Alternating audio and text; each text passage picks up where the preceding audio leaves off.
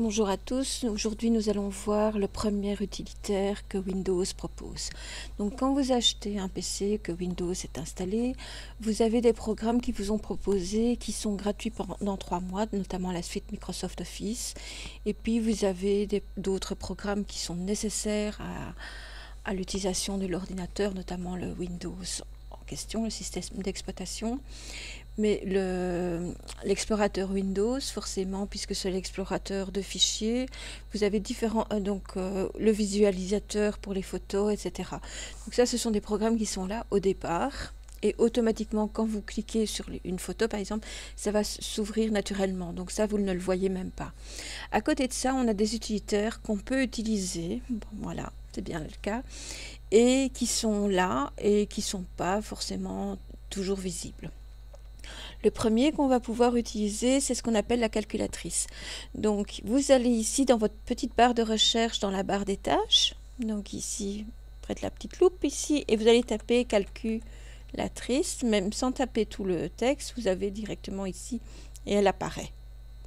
Donc vous l'ouvrez.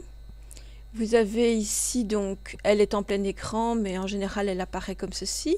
Donc, comme pour les autres fenêtres, hein, vous pouvez réduire, etc. Et vous avez ici, donc au départ, la calculatrice standard. Alors, la calculatrice standard, donc vous voyez, avec ces 3 barres-là, vous avez différents menus. On va les voir, pas tous, mais une partie. Vous avez donc, elle vous permet de faire des pourcentages, de supprimer la dernière opération que vous venez de faire, ici de mettre à 0, retour en arrière, etc. 1 divisé par le résultat que vous avez eu, le résultat au carré et la racine carrée plus les différents opérateurs. Donc ça fonctionne comme ça. Si je fais 25 fois 9, vous voyez, égale, et bien j'ai ici 25 fois 9 égale 225 dans mon historique. En mémoire, je n'ai rien mis parce que je n'ai pas ajouté dans mémoire plus, par exemple. Je peux très bien faire mémoire plus, et vous voyez, j'ai gardé ceci en mémoire. Voilà. Donc si je veux par exemple faire 1 divisé par 225, je vais aller simplement ici. Et voilà, j'ai mon résultat qui va se faire, vous voyez, 1 divisé par 225. Alors, par sécurité, le divisé est toujours représenté par une barre oblique. Donc c'est le slash, en fait, qu'on dit en anglais. Ça, c'est la calculatrice standard, celle qu'on utilise habituellement.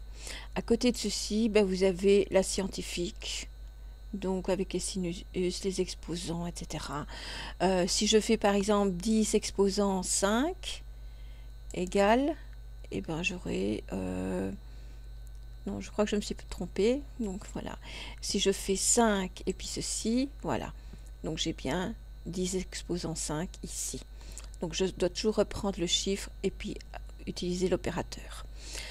Pour ce qui est des autres, vous avez différents pour la programmation, le graphique, le calcul de la date, ça peut être intéressant.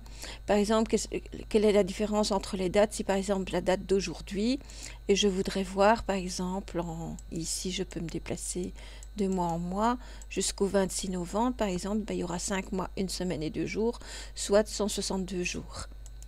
Vous avez des convertisseurs en devises. Donc vous pouvez choisir la devise ici. Par exemple, je prends de l'euro et je veux le convertir en gourde pour Haïti par exemple. Donc 78 euros, ça fera 8494 gourdes. Donc vous pouvez, vous voyez, vous pouvez inverser, vous les avez toutes qui seront ici affichées sur la petite flèche. Pour ce qui est de... Donc vous avez le calcul d'un volume. Par exemple, une cuillère à café, ou par exemple 1 mètre cube. Par exemple, si je fais 1 mètre cube, ça fait combien de millilitres? 1 million de millilitres. Sinon, je fais en litres, 1056 pour les États-Unis. Si je fais en tasses, par exemple, le système États-Unis, vous aurez ceci. Ça pourrait toujours être intéressant. La même chose pour les températures. Si vous faites des confitures et que vous avez un thermomètre qui est plutôt en Fahrenheit et que vous voulez le convertir en Celsius, si je fais par exemple 156 Fahrenheit et je veux en degrés Celsius, vous verrez, ça fera 68 degrés. Donc voilà, vous avez tous ces convertisseurs, donc n'hésitez pas à aller voir. C'est assez intéressant quand on a besoin pour un calcul, quand on travaille, on a toujours cet utilitaire qui apparaît. Alors bien sûr, vous pouvez l'épingler à la barre des tâches si vous l'utilisez régulièrement, en faisant un clic de droite, épingler à la barre des tâches. Ça, c'est le premier utilitaire que je vais vous présenter. Je vais vous en présenter d'autres dans d'autres vidéos. Je vous remercie de votre attention et à bientôt.